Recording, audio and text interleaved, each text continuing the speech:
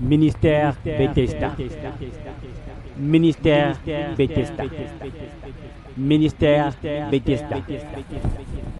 Donc, toujours dans notre thème de l'identité, la semaine passée, nous avons vu beaucoup de points intéressants.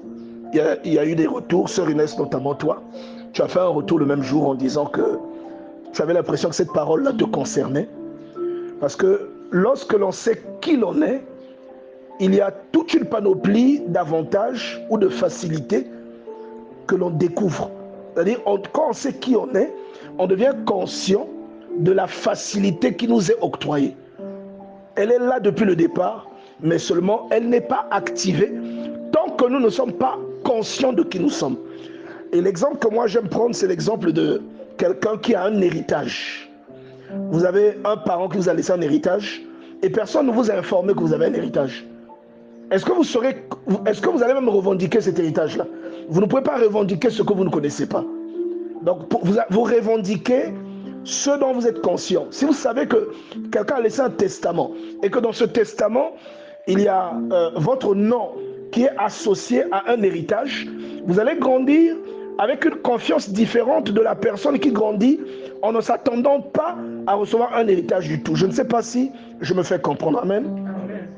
C'est-à-dire, quelqu'un qui ne sait pas que quelque chose lui a été échu est une personne qui va grandir, que lorsqu'elle a des difficultés, elle sera triste à cause de ces difficultés-là. Mais une personne qui sait qu'elle a de l'argent quelque part dans un compte bancaire, de l'argent qu'elle n'a pas travaillé, mais que quelqu'un a déposé pour elle, et cette personne sait pertinemment qu'en cas de problème, cet argent peut débloquer la situation, oui ou non? Je pense que c'est cela, n'est-ce pas?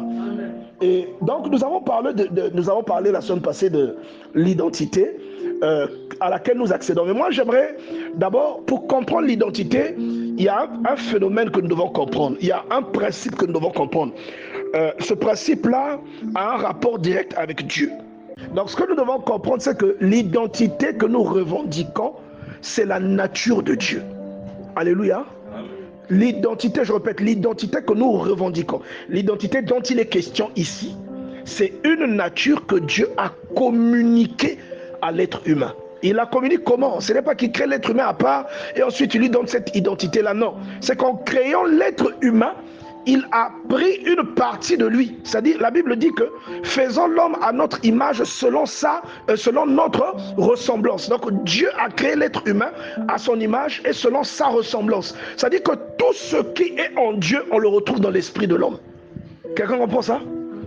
Donc, quand Dieu dit que vous êtes capable de faire telle ou telle chose, en réalité, vous êtes capable de faire la chose en question. Quand le Seigneur dit, par exemple, que vous pouvez parler à une montagne et lui demander de se déplacer, c'est là le pouvoir qui est en Dieu. Et que le Seigneur dit que nous avons également. C'est un pouvoir. C'est un pouvoir. C'est une chose qui n'est pas activée à cause de ce que nous ne savons pas. Donc, ce monde dans lequel nous avons été introduits, a existé après Dieu, c'est-à-dire de toute éternité Dieu existe, et la nature que vous retrouvez chez Adam et Ève au départ, c'est la nature divine transmise à Adam et Ève, ou encore dont Adam et Ève ont hérité de façon native. Ils ont hérité de cette nature et ils l'ont illustrée. D'accord? Et lorsque vous lisez l'Ancien Testament, vous allez remarquer, nous allons citer tous ces éléments-là, vous allez remarquer tous ces exemples de personnes qui ont illustré cette nature. Et jusqu'à aujourd'hui, une personne qui est réconciliée avec Christ manifeste une nature qui est différente de la nature que vous manifestez. Donc en fait, quelqu'un m'a demandé l'identité en question, c'est quoi? J'ai dit c'est une réalité alternative. Alléluia. Dis avec moi alternative. C'est une réalité alternative. Une réalité qui était en toi, mais de laquelle tu as été dissocié à cause d'un péché qui a eu lieu dans le jardin d'Éden. C'est-à-dire c'est une nature avec laquelle Dieu t'a associé. Tu es créé comme ça. Mais elle est désactivée à cause d'une action qui a eu lieu un jour au commencement, dans le jardin d'Éden. Donc, je disais la semaine passée, par exemple, que lorsque Dieu nous a créés, nous n'étions pas censés tomber malades. Est-ce que vous savez ça? Est-ce que dans la Bible, vous avez vu une seule fois Jésus tomber malade? Non. Quelqu'un comprend ce que je dis? Au contraire, la maladie le fouillait. Lorsque quelqu'un était malade et qu'il imposait les mains à cette personne, la personne guérissait. Pourquoi? C'est à cause de la nature qui était en lui. Dieu ne nous a jamais créés pour que nous soyons malades. Dieu ne nous a jamais créés pour que nous soyons infirmes. Dieu ne nous a jamais créés pour que nous soyons stériles. Dieu ne nous a jamais créés pour que nous ayons pour part l'échec. Dieu nous a créés pour que nous illustrions la nature de Dieu. Et la semaine passée, j'étais en train de vous dire que la nature ou les illustrations de la nature en question sont décrites dans la Bible. On parle par exemple des fruits de l'esprit. Vous comprenez? Les fruits de l'esprit, vous ne pouvez pas les illustrer si cette nature n'est pas réactivée en vous. Quelqu'un comprend ça? On parle des fruits de l'esprit dans la Bible. Et on nous parle de beaucoup d'éléments.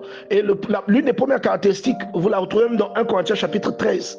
Il s'agit de la charité. La charité est un sentiment que l'on éprouve à l'égard de l'autre.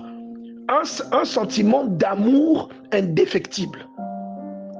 Qui peut vous pousser même à vous effacer pour que l'autre soit. Et c'est quelque chose qui vient de la nature de Dieu. Donc, si aujourd'hui vous êtes noir, vous engendrez un enfant, cet enfant ne sera pas blanc.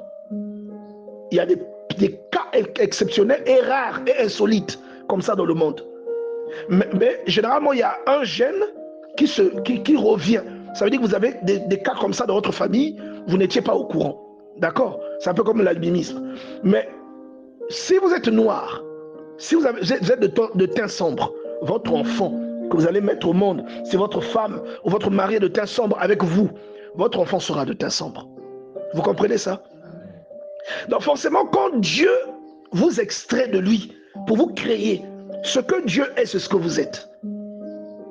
Alléluia. Amen. Maintenant, la version avec laquelle nous naissons dans ce monde est une version amoindrie de ce que nous sommes réellement.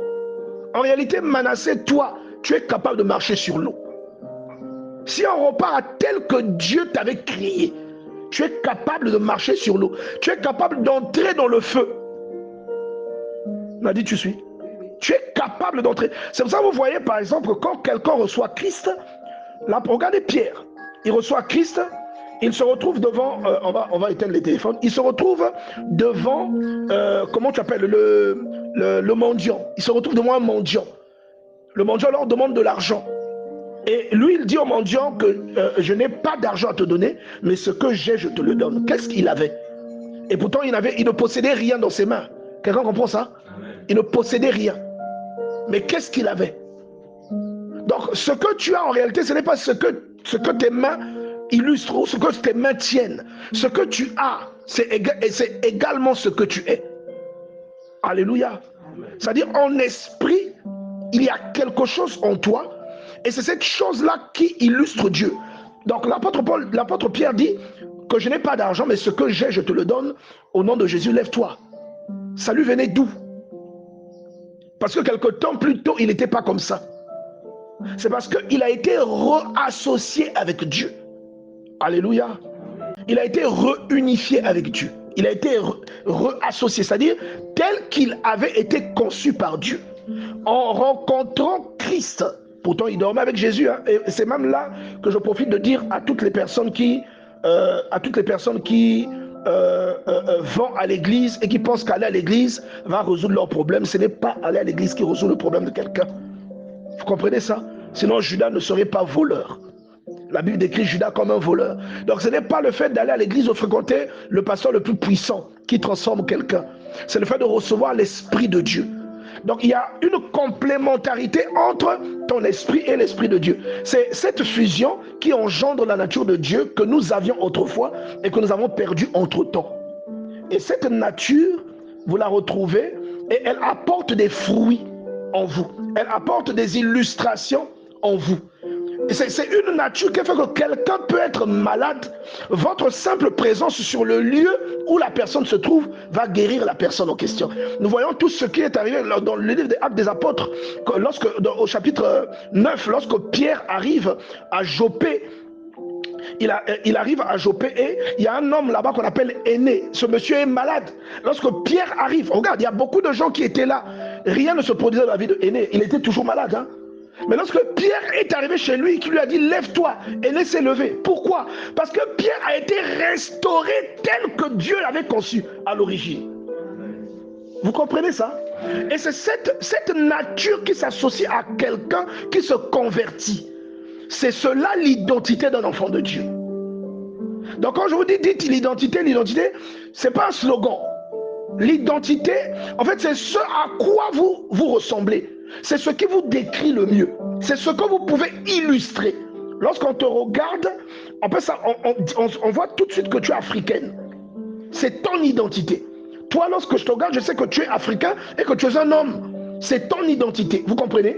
Et dans le langage spirituel, une personne qui reçoit Christ, une personne qui reçoit le Seigneur, illustre une nature qui n'appartient, c'est-à-dire c'est une nature exclusive. C'est-à-dire c'est une nature qui n'est pas partout. Pour avoir cette nature et l'illustrer, il faut être associé à Christ. Donc, il faut comprendre l'identité à laquelle nous faisons référence comme une nature. C'est une nature en fait. C'est une nature. L'apôtre Paul, que nous connaissons tous, a rencontré le Seigneur dans Actes chapitre 9. Il rencontre le Seigneur sur la route de Damas et il demeure aveugle pendant 3 jours. Et c'est même un phénomène qu'il explique plus tard en disant que il ne le dit pas clairement, mais un bon lecteur de la Bible sait ce qui s'est produit, pourquoi il est devenu aveugle et pourquoi lorsque Ananias vient prier pour lui, il retrouve la vue. Un lecteur de la Bible sait ce qui s'est passé parce que dans les épîtres, Paul en parle. Il dit, en parlant de la conversion, que celui qui se convertit, il meurt avec Christ. Alléluia. Celui qui se convertit, il meurt à la croix. Donc c'est comme, et il associe ça avec le baptême. En disant que le baptême t'ensevelit. Le baptême est comme le symbole d'un ensevelissement. Toute la nature que tu avais, cette nature corrompue, avec laquelle nous sommes nés, c'est-à-dire la nature qui s'est illustrée. Par exemple, quelqu'un qui n'a pas rencontré Christ, sa nature n'est pas comme quelqu'un qui a rencontré Christ. Celui qui n'a pas rencontré Christ, on peut l'ensorceler. Vous comprenez? On peut l'ensorceler. Mais celui qui rencontre Christ, Nombre 23, l'enchantement ne peut rien contre lui. Vous voyez? Vous allez voir, moi je me souviens, il y a quelqu'un qui s'est retrouvé à l'article de la mort parce qu'il avait planté une bouteille, un fétiche devant notre porte d'entrée. Vous allez expliquer ça comment? Qui est allé intervenir contre cette personne? Vous comprenez? C'est la nature associée à notre Père. Parce que comme c'est lui le chef, c'est lui le chef de la famille, nous on était des adolescents, mais lui c'était un adulte. C'était lui le chef, c'est lui qui nous conduisait dans la prière. Donc quand ce phénomène s'est produit, ça veut dire que la grâce que Dieu avait déversée avait un rapport avec sa nature à lui, avec sa restauration à lui. Vous comprenez ça? Donc Paul a rencontré le Seigneur, il est devenu aveugle. Quand Ananias est venu, il a retrouvé la vue. C'est comme quelqu'un qui passe de la mort à la vie. Il explique ça dans les épîtres. Il passe de la mort à la vie. Il redevient vivant. Et en redevient vivant, il entre en possession de sa réelle identité. Une identité qui n'a jamais manifesté depuis sa naissance. Mais que l'on ne manifeste que lorsqu'on est de nouveau réconcilié avec Dieu. Quelqu'un comprend ça? Et cette identité, mon ami, cette identité, en réalité, quand elle est en toi, il y a des choses qui doivent mourir. Et il y a des choses qui doivent naître en toi. Ce qui ne plaît pas à Dieu va cesser de te plaire. Et tu vas te retrouver, toi, qui étais par exemple quelqu'un de, voilà, tu ne savais même pas qu'il faut prier, mais soudainement tu as envie de chanter. Tu te réveilles la nuit, tu coupes le sommeil pour chanter, ça te vient d'où? Avant tu ne faisais pas ça. Ça te vient d'où? C'est comme un nouveau caractère que tu manifestes. Un nouveau comportement. Tu avais peur lorsque tu faisais des rêves, tu avais peur, tu te réveillais effrayé. Alléluia. Tu te réveillais effrayé. Je t'entends pas, toi. Tu te réveillais effrayé. Mais soudainement, lorsque cette nature vient en toi, tu peux voir même une silhouette dans ta parcelle, tu n'auras pas peur. Vous comprenez ça? Quelqu'un se retrouve dans ce que je dis? Tu peux voir, moi je me souviens toujours de cette expérience que j'ai vécue lorsque j'étais en terminale. J'étais à l'extérieur et j'étais allé puiser de l'eau au robinet et j'ai vu quelqu'un. J'ai vu vraiment quelqu'un, mais c'était une silhouette en fait. Et comme je l'ai vu s'approcher de moi, je lui ai lancé le seau que j'avais, le seau dans lequel je puisais l'eau, et j'ai couru en hurlant, en appelant papa. J'ai couru pour repartir dans la maison. Et papa est allé vérifier, il n'y avait personne. Vous comprenez tout de suite que c'était quelqu'un. Mais il n'était pas comme toi et moi. D'accord? Il n'y avait personne. Mais lorsque j'ai connu Christ et que j'ai été réconcilié avec lui, je pouvais voir distinctement qu'il y avait quelqu'un sur la voie. Un soir, je peux voir qu'il y a quelqu'un sur la voie. Je vais passer et je vais faire exprès de passer à côté de la silhouette là. Je vais faire exprès. C'est-à-dire la peur que j'avais n'existe plus. Je ne sais pas comment vous expliquer ça. C'est-à-dire que cette identité à laquelle tu accèdes, elle te fait raisonner différemment. Tu ne raisonnes plus comme un être humain. Voilà pourquoi on dit que la foi, c'est une folie. Le docteur te dit tu es malade, toi tu ris, tu dis que tu ne l'es pas. Et quelque temps plus tard, tu te rends compte aussi que la maladie ou le diagnostic que l'on a fait n'a plus aucune visibilité. Et même le docteur est étonné. Ce que lui il a vu, c'est vrai. Mais c'est vrai seulement selon la science, pas selon l'esprit. Parce qu'il y a une logique alternative. Et cette logique appartient au spirituel. C'est pourquoi faites bien le distinguo entre tout ce que vous faites de manière charnelle et ce que vous faites de manière spirituelle. Vous avez avec vous un héritage charnel que vous avez pris de vos parents charnels. La dernière fois, on a pris l'exemple du frère Manassé. Là, papa est très grand. Lui, il n'a même pas la taille de son père. Mais pourtant, il est grand quand vous le regardez. Amen. Quelqu'un comprend ce que je veux dire? C'est un héritage qu'il a pris. Son papa est sombre, mais sa maman est claire. Voilà pourquoi vous voyez que vous voyez? Donc, c'est un héritage que chacun prend, mais il est charnel. L'héritage charnel que vous prenez constitue votre identité en tant qu'être humain. Quelqu'un comprend ça? C'est-à-dire l'identité ou la nature humaine que vous avez, elle est faite sur la base de vos deux parents, sur la base de deux personnes qui ont mélangé leurs cellules pour vous créer vous. Et maintenant, on vous dit qu'en dehors de cette réalité, il y a une réalité alternative, c'est-à-dire une réalité spirituelle que vous ne voyez pas, mais à laquelle vous accédez une fois que vous recevez l'Esprit de Dieu. C'est-à-dire une fois que vous êtes réunifié avec Dieu, cette réalité devient visible en vous. Vous parlez devant quelqu'un qui est malade, la personne guérit. Vous comprenez ça? Mais elle n'a pas pris de médicaments.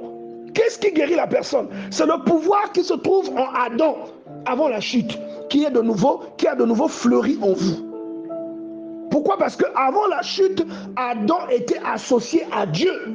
Après la chute, il a été dissocié de Dieu. Quelqu'un comprend ça? Donc les petits avantages qu'il manifestait, ce sont des séquelles. C'est un peu comme l'odeur. Tu étais dans la cuisine, on a préparé le poisson. Quand tu sors de la cuisine, tout le monde va sentir que tu sens le poisson. Mais est-ce que tu as le poisson sur toi? Non. Mais l'odeur du poisson s'est attachée à tes vêtements. Vous voyez ça? Maintenant, vous avez vu que dans l'Ancien Testament, par exemple, quand vous lisez le livre de Nombres au chapitre 11, verset 25, vous allez voir des petites illustrations qui expliquent le phénomène dont je suis en train de vous parler. C'est-à-dire, en réalité, toi, un enfant de Dieu, normalement même le poison ne peut pas te tuer. Quelqu'un comprend ça? Le poison ne peut pas te tuer. Pourquoi? À cause de ta nature céleste. Et la nature céleste, là, lorsque tu es réunifié avec Dieu, elle prend la prééminence, c'est-à-dire elle se met devant la nature charnelle. C'est pourquoi vous voyez Paul prendre sa main, la mettre au feu, la main de Pierre ne brûle pas. Pourtant la main là, c'est la chair. La chair, tu la mets au feu, elle brûle. Mais Paul prend sa main, il la met au feu pour brûler le serpent qu'il a mordu. Le serpent meurt, le serpent se brûle, la main de Paul ne brûle pas. Et Paul lui-même ne meurt pas. C'est-à-dire que même le venin de la vipère n'a plus d'effet sur lui. Donc, regarde, ce qui est spirituel est plus puissant que ce qui est charnel. Alléluia. Amen. Ce qui est spirituel est plus puissant que ce qui est charnel. C'est pourquoi vous allez voir que la réalité, la vraie réalité, elle est spirituelle. C'est pourquoi nous voyons la sœur Nadie comme une sorcière. Elle voit tout dans son sommeil. Bon, quand je dis sorcière, ce n'est pas péjoratif. Hein? Je dis ça dans le bon sens. C'est-à-dire comme quelqu'un de bizarre. Tout ce qui se produit, elle le voit. Bon, moi, j'ai une discussion avec ma femme dans la chambre. Elle voit, elle entend ça, elle veut me dire, pasteur, j'ai vu ça, ça, ça. Je dis, mais ça, c'est l'Esprit de Dieu. Parce que tu n'étais même pas là. Vous comprenez? C'est une nature divine qui fait ça. Ce que tu as vu, tu l'as vu dans le sommeil. C'est abstrait. Mais pourtant, c'est réel. Tu comprends? C'est réel. Je ne sais pas si tu comprends ce que j'essaie de dire. Les choses qui arrivent dans ta vie commencent dans l'invisible. Elles commencent dans le spirituel. Ce ne sont pas des choses palpables au départ. C'est pourquoi même le changement que tu manifestes, l'influence que tu veux exprimer, il ne peut pas être exprimé s'il ne commence pas à l'intérieur de toi. Vous comprenez ça? C'est-à-dire on ne peut pas dire, ah, il y a une chose particulière chez le frère Manassé. On ne peut pas dire ça si ce n'est pas d'abord à l'intérieur de toi. Si ça ne naît pas d'abord en toi. Tu peux faire semblant d'être qui tu n'es pas, on saura que tu fais semblant. On le saura. Quelque chose va te trahir. Alléluia. On saura qu'il y a quelque chose qui ne va pas avec toi. Donc les choses charnelles viennent après les choses spirituelles. C'est pourquoi je vous ai souvent parlé, j'ai souvent insisté dans la création. Je vous ai souvent parlé de comment vous l'appelez, de Genèse chapitre 1 verset 26 et de Genèse chapitre 2 verset 6. C'est pourquoi j'ai souvent fait la différence entre les deux créations. Il y a une création où on dit que Dieu a fait l'homme et la femme. Et on dit qu'il les a fait à son image selon sa ressemblance. Genèse 1, 26. Et il y a une création où on vous dit, Genèse 2, 6, que Dieu a pris la poussière et il a créé l'homme. Il a créé un corps. Et maintenant il a pris l'esprit. Déjà au verset 4, on te dit que l'homme, il n'y avait pas d'homme sur la terre, par conséquent il ne pleuvait pas. Mais pourtant, plus tôt, on t'a dit qu'il a créé l'homme et la femme. Et là, soudainement, ils ne sont plus là. On dit qu'il n'y avait pas d'homme sur la terre. Il n'y avait aucun arbuste des champs. Dieu n'avait pas fait pleuvoir car il n'y avait pas l'homme, il n'y avait pas d'homme pour cultiver le sol. Et la vapeur s'est levée et elle arrosait la surface de la terre. Alors Dieu prit la poussière de la terre et il forma un corps. Et la Bible dit ensuite qu'il a pris maintenant l'esprit. En réalité, cet esprit qu'il prend, on dit, il souffla dans l'homme un souffle de vie. Et Job, j'aime beaucoup Job 32, verset 8. On dit que l'esprit, en fait, c'est le souffle de Dieu. Donc quand on dit que Dieu a soufflé dans l'homme, en réalité, c'est quoi? Il a pris l'esprit et il a déposé dans le corps. Maintenant, l'esprit, là, c'est quoi? Genèse 1, verset 26. Vous comprenez ça? Amen. Genèse 1, verset 26. Et même les instructions que Dieu donne à l'être humain, il ne les donne pas de manière charnelle d'abord. Il les donne à l'esprit de l'être humain. Quand Genèse 1, 26, on dit qu'il crée l'homme à son image selon sa ressemblance. On dit que Dieu les bénit. Il dit, multipliez-vous, remplissez la terre, assujettissez-la, dominez sur... Tout ça, il dit ça à l'esprit de quelqu'un. Donc la nature a un rapport avec ton esprit. Mais tant que ton esprit est associé, ou tant que ta vie, on dit, comment tu appelles ça, mise à l'écart, c'est-à-dire elle est épargnée. Tant que tu es dans ton intégrité, puisque l'apôtre Paul t'explique que Adam a inséré la corruption dans la nature humaine. L'homme n'est plus comme il était. Vous comprenez? Amen. Comment je peux vous expliquer ça? Votre organisme, lorsqu'il est attaqué par la maladie, est-ce qu'il est comme il est d'habitude? Imaginez quelqu'un qui est séropositif, quelqu'un qui a le sida. Est-ce que son organisme est comme il était au départ? Non. Il a développé quelque chose qui combat son immunité. Donc son organisme est corrompu. Donc qu'est-ce qu'il doit faire? Il doit prendre des produits, des antirétroviraux qui vont se substituer. C'est-à-dire qu'ils vont lui permettre de ne pas subir les assauts de la maladie. C'est-à-dire qu'ils vont lui permettre de ne pas faire ce qu'on appelle le sida. Parce qu'il y a une différence entre être séropositif et avoir le sida. Le sida, c'est le développement de la maladie là. C'est l'attaque de cette maladie qu'on appelle le sida. Vous comprenez ça? Un syndrome. Vous comprenez, non? Donc quelqu'un peut être séropositif, mais il n'a pas le sida. Vous voyez ça? Mais le fait même qu'il soit séropositif, il y a un danger en lui. Et quand il a le sida, il est attaqué. Et c'est comme l'être humain. Tel que Dieu nous a créés, nous étions parfaits. Nous n'étions pas censés mourir. Et l'odeur là, qui, même après la dissociation, c'est là que vous voyez Adam, oh, il a vécu 900, je ne sais pas combien. Oh, 800, je ne sais pas combien. Ça arrivait jusque chez les, comment tu l'appelles, Jacob. au 131 ans. Donc, vous voyez que les gens là, ils vivaient longtemps. C'était l'odeur là qui était là, après qui finissait progressivement. Joseph, au 121 ans. Vous voyez, Isaac, vous voyez un peu. et Jacob dit par exemple que Isaac, son père, a vécu plus que lui. Vous voyez, il a vieilli plus que lui. Mais c'est parce que l'odeur diminue. Quand tu étais dans la cuisine et que l'odeur du poisson t'a collé, si tu quittes d'ici jusqu'au fond, ton habit va toujours sentir le poisson. L'odeur là va être évacuée au fur et à mesure. Vous voyez, non? Donc il y a des... Maintenant, après, vous avez un type qui arrive, qui s'appelle Moïse. Quand vous lisez le livre de Nombres, la Bible dit que Dieu a pris quelqu'un. C'est-à-dire, il a appelé Moïse. Quand vous trouvez ça dans le livre de Nombres, au chapitre 11, de 26 à 27. De 25 à 27. La Bible dit que Dieu a fait venir Moïse. Moïse est venu devant lui. Il a pris un peu de l'esprit qui était sur Moïse. C'est-à-dire, il a pris l'esprit avec lequel il avait investi Moïse. Il a mis ça sur les 68 vieillards. En réalité, 70 étaient convoqués, 2 étaient restés au camp. Donc il a mis sur ceux qui étaient présents. Et la Bible dit que leur nature n'était plus la même. Ils ont commencé à prophétiser.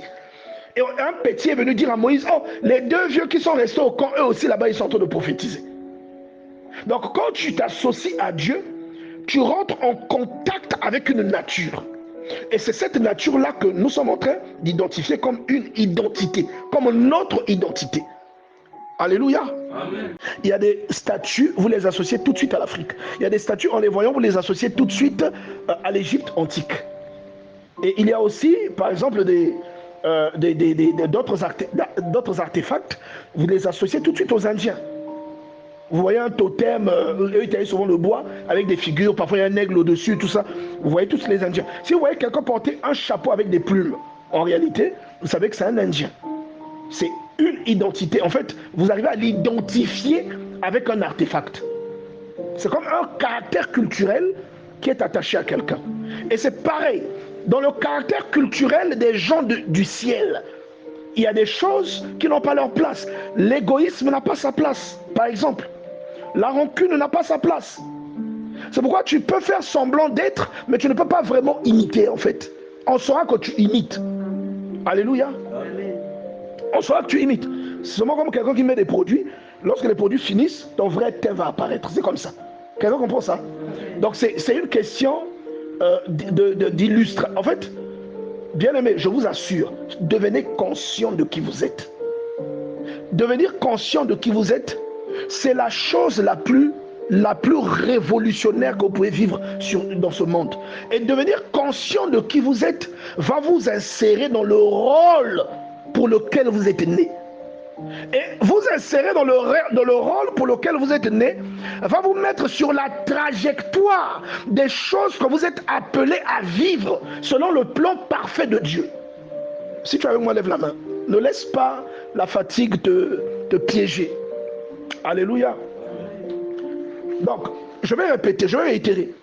Si vous savez qui vous êtes, cela va vous aider à vous positionner dans le rôle pour lequel Dieu vous a inséré sur la terre. Une personne qui découvre son identité cesse d'être inutile. Il y a des gens, tout comme cette parabole que Jésus nous raconte du figuier stérile. On dit que le maître arrive et il leur dit, mais ça fait 3 ans que je viens ici et ce figuier ne produit rien. Arrache-le de la terre parce qu'il occupe de la place pour rien. Il y a beaucoup de personnes comme ça sur la terre. Et on a même comme ça dans l'église. Des gens qui sont dans l'église, mais qui sont improductifs. Des gens qui sont dans l'église, le rôle du figuier c'est quoi? C'est d'engendrer la figue, n'est-ce pas? Il y a des gens qui sont dans l'église, en fait, l'église, c'est la maison de qui? De Dieu, n'est-ce pas? Donc on doit illustrer qui? Dieu. Vrai ou faux? On doit illustrer Dieu. Si on n'illustre pas, ça veut dire qu'il y a une chose qui ne va pas dans le processus. Et il y a des gens qui sont là, qui n'illustrent pas Dieu. Ils n'illustrent pas Dieu, mais en fait ça ne les dérange pas. Tant que tu ne sais pas qui tu es, tu vas rester inutile. Quelqu'un comprend ça? Tu vas avancer, tu vas travailler, tu auras des enfants, mais dans le plan divin, dans le cahier de charge de Dieu, tu n'entreras jamais dans ton destin. Tu seras inutile. Parce que tu ne sais pas qui tu es. Quelqu'un comprend? Et le mardi passé, j'étais en train de dire une chose. Peut-être que ceux qui n'ont pas écouté ce détail n'ont pas compris cette chose-là. Et j'étais en train de vous dire, posez-vous la question, pourquoi est-ce que vous avez des dons? Pourquoi Nadi, par exemple, tu as ce don formidable de prémonition? Pourquoi tu l'as? À quoi il sert? Pourquoi Dieu te le donne? Pourquoi Madame Kilo a son don là? Quand elle prie pour toi, ton problème est résolu. Pourquoi? Alléluia. Pourquoi vous avez des dons? Les dons que vous avez sont une illustration de la nature de Dieu, du pouvoir de Dieu, de la particularité de Dieu. Vous avez ça pourquoi? À cause de ce que vous êtes appelé à illustrer. Vous êtes appelé à manifester le divin sur la terre. Quelqu'un comprend ça? Vous êtes appelé à manifester le divin sur la terre.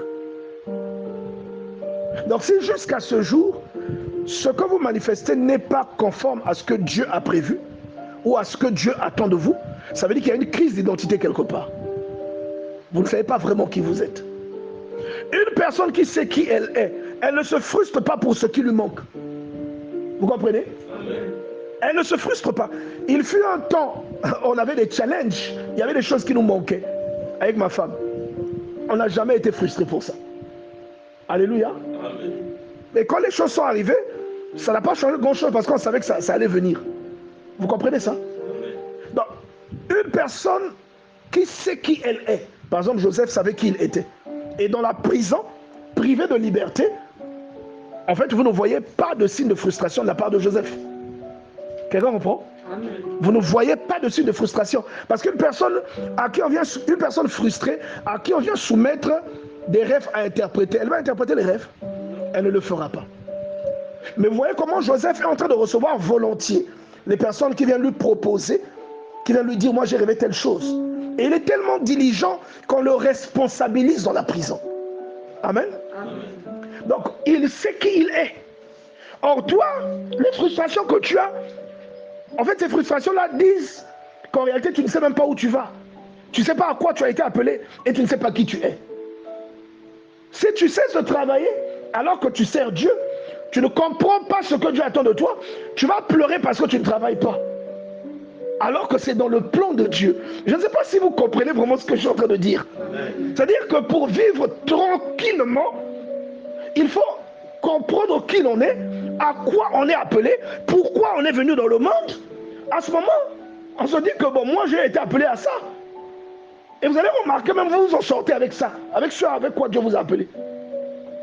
Et regardez, quand vous regardez des gens comme Mamadou Karambiri, il a travaillé, il a occupé des hautes fonctions. Directeur de la chambre de commerce, directeur de la SECNA, conseiller je ne sais de quoi, directeur commercial je ne sais plus de quoi. Il a occupé beaucoup de fonctions. Mais il est arrivé un temps où Dieu lui a clairement dit que dans 5 ans, et il a occupé ça pendant 15 ans, Dieu lui a dit, dans 5 ans tu vas arrêter tout ça. Vous comprenez? Que s'il ne sait pas pourquoi il est né, il va dire à Dieu, je ne veux pas. Alléluia. Amen. Vous comprenez ce que je dis? S'il ne sait pas pourquoi il est sur la terre, il dira à Dieu, mais à quoi tu joues? Dieu lui a dit, tu as vu, non? Je t'ai donné la gloire, non? Je t'ai donné ceci, non? Quand Mamadou Karambi a déposé sa lettre de démission, même le président est intervenu pour lui dire, tu ne démissionnes pas. Vous vous rendez compte? Même le président. Pour lui dire, prends une mise en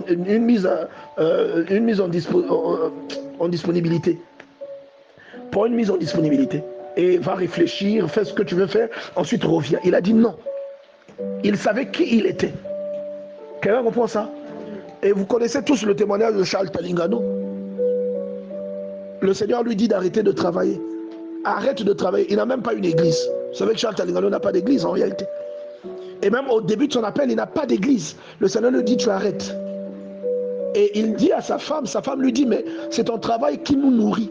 C'est ton travail qui nourrit ta famille. C'est ton travail qui nourrit ma famille également. Si tu arrêtes de travailler, on fera comment? Imagine si c'est à toi qu'on dit ça.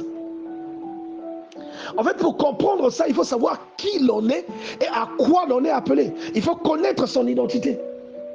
Qu'est-ce qu'on est venu faire ici? Vous comprenez un peu ce que je dis? Madame Kilo, ça va? C'est cela, bien aimé. Je vous assure, il y a plein d'exemples. Vous voyez, Ivan Castanou, pareil. Compression là où il travaillait.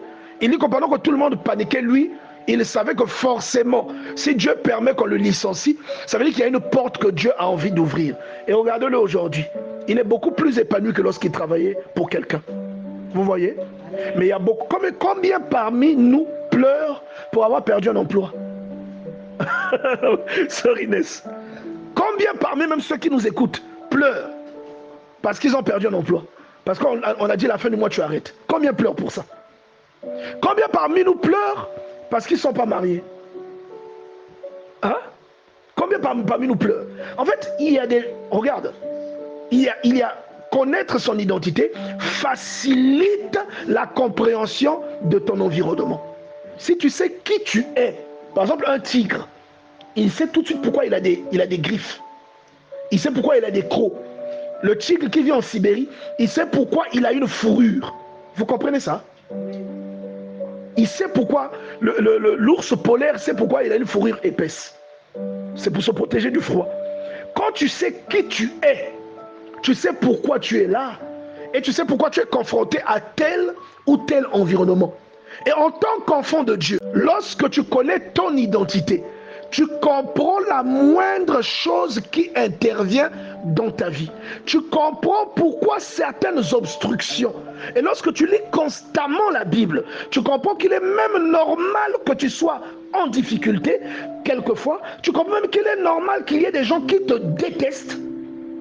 Et que si aujourd'hui, parce que toi tu dis, un tel me déteste, tu vas pleurer auprès de Dieu. Si lui il cesse de te détester, quelqu'un d'autre te détestera.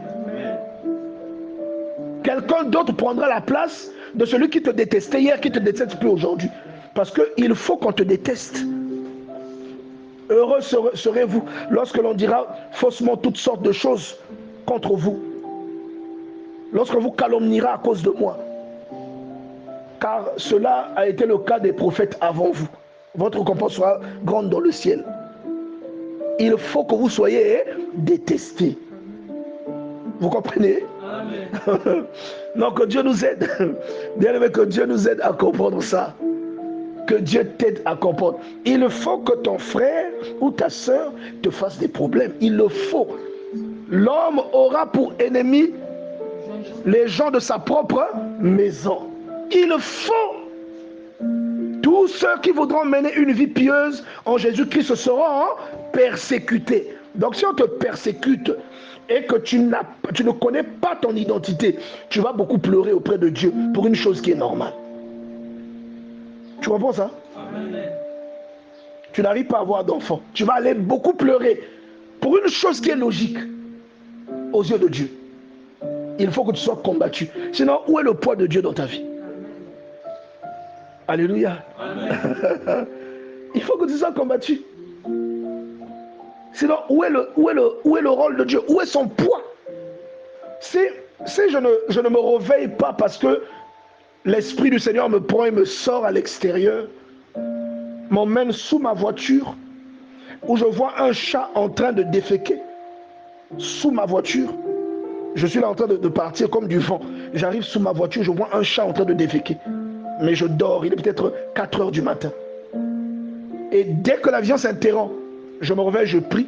Le matin, le premier qui est à l'extérieur, je l'appelle, je dis guette sous la voiture. Et il regarde sur la voiture, qu'est-ce qu'il voit? Du caca. Donc, qui m'a montré ça? C'est Dieu qui me l'a montré. Vous comprenez, non? Mais un chat ne peut pas faire caca sur du ciment, sur une dalle. Il va faire caca là où il y a du sable, mais il n'y a pas de sable ici. Lui, il va faire caca sur le sable. Il va faire caca sur la voiture, une voiture qui est garée sur des dallettes. Tu comprends que ce n'est pas un chat normal. Et ça va se reproduire 1, 2, 3, 4. Ça va se reproduire pendant même 1 mois. Et toi, ta seule consolation, c'est que comme tu sais qui tu es, c'est normal que tu sois combattu. Mais seulement, tu sais aussi qui tu es. Le combat là n'aura aucun effet sur toi. Donc tu sais qu'il peut faire caca même 1000 fois. Tu ne feras pas d'accident. Il sait que tu peux faire caca même 1 milliard de fois. Rien de mal ne t'arrivera. Parce que tu sais qui tu es. Donc tu sais qu'on doit te combattre, mais tu sais aussi que tu es préservé.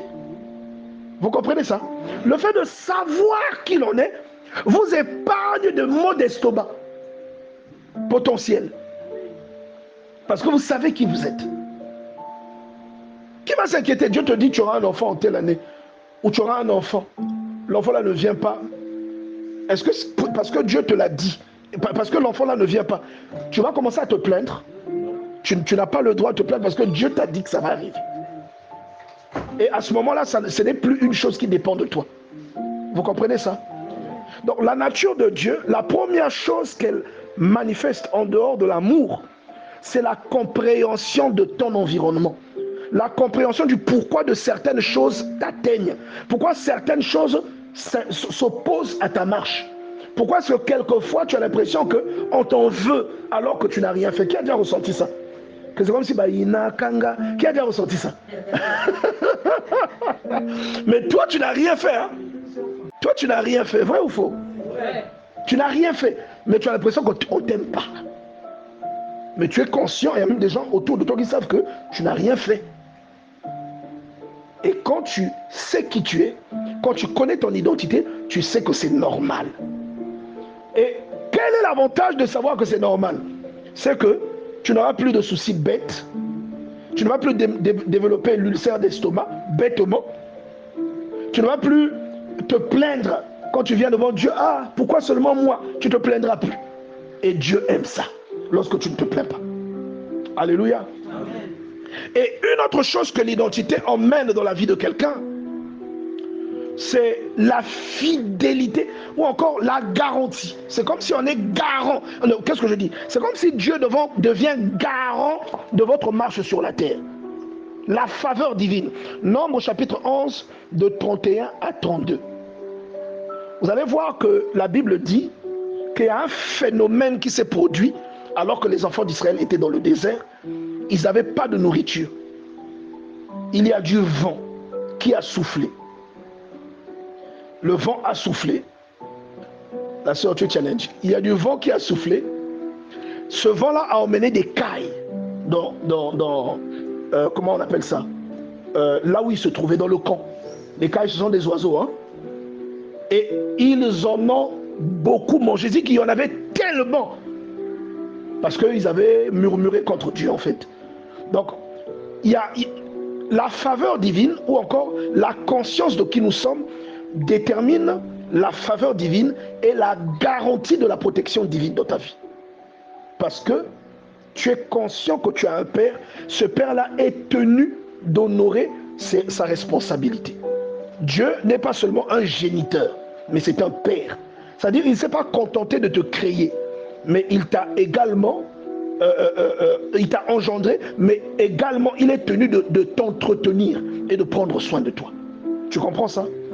Je me rappelle une fois à Arche de Noé, j'avais prêché un message où j'expliquais que, par exemple, ça on a dit, quand tu vois Pénélope, est-ce que Pénélope peut se réveiller avec le souci dans le cœur parce qu'elle ne sait pas ce qu'elle va manger? Ce n'est pas possible. Alléluia. Sœur Inès, est-ce que Salomon peut se réveiller en se disant comment je ferai pour aller à l'école? Ce n'est pas possible.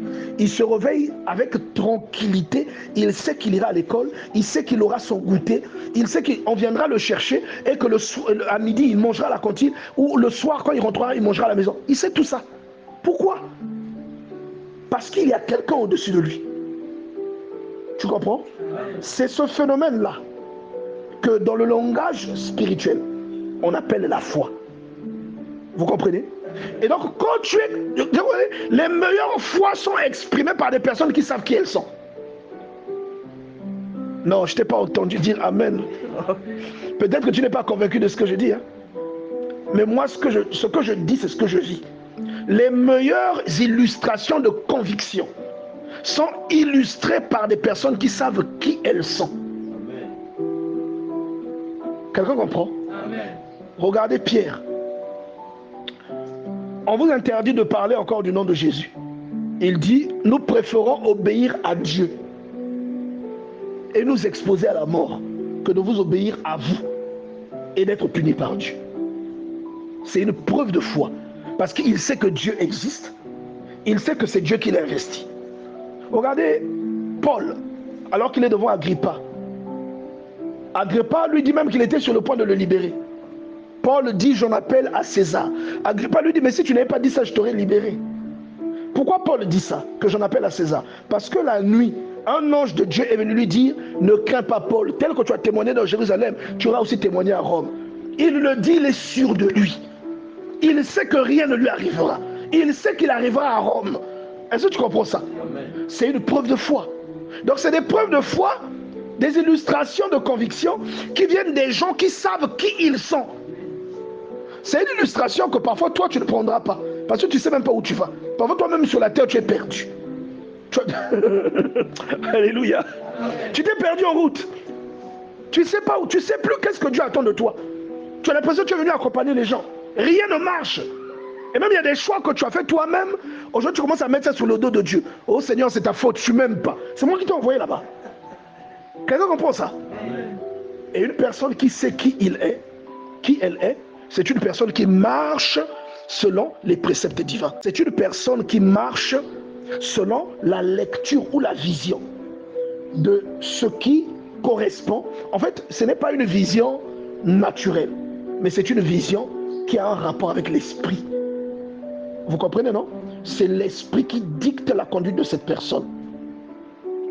Je ne sais pas si quelqu'un comprend ce que je suis en train de dire. Je vous dis la vérité, bien-aimés. Quand vous lisez par exemple Genèse chapitre 16, de 7 à 15, vous allez voir l'intervention de Dieu dans la vie d'Agar. Pourquoi? Parce que Agar était enceinte d'un enfant qui appartenait à Abraham. Vous voyez ça? Elle s'est enfuie. Et arrivée en route, elle est sur le point de mourir. Et elle voit l'ange de l'Éternel debout à côté d'un puits. Et c'est cet ange-là qui lui dit, tu es enceinte, retourne à la maison de ta maîtresse et humilie-toi sous ta main. C'est l'ange. C'est-à-dire que lorsque tu sais qui tu es sur le point de prendre une décision qui va te tuer. Dieu va intervenir et s'opposer d'une certaine manière pour te montrer que la voie que tu suis n'est pas bonne. Vous comprenez? Il va te montrer que la direction que tu empruntes n'est pas une bonne direction. Parce que tu sais qui tu es. Regardez l'autre passage. Je crois que Genèse chapitre 21, si ma mémoire est bonne. Vous prenez de 14 jusqu'à 19. Vous voyez que Abraham, sous les instances de sa femme, libère sa femme, demande à sa femme de partir. Enfin, à la servante de sa femme, pardon. À sa seconde femme, en quelque sorte, puisque c'était la maman d'Ismaël. Il lui demande de partir. Arrivant en route, l'eau qu'on leur avait donnée était finie. Et elle a dit qu'elle a laissé l'enfant pour ne pas voir l'enfant mourir et s'est éloignée pour pleurer. Mais la Bible dit que l'ange de Dieu l'a appelé et il lui dit que Dieu a entendu les cris de l'enfant. Qui pleurait? Ah non, c'est la maman qui pleurait. Hein? Alléluia. Il dit qu'elle s'éloigna pour ne pas voir son enfant mourir. Elle éleva la voix et pleura. Et l'ange de l'Éternel appela du haut des cieux. Il dit Agar. Tu vois, non?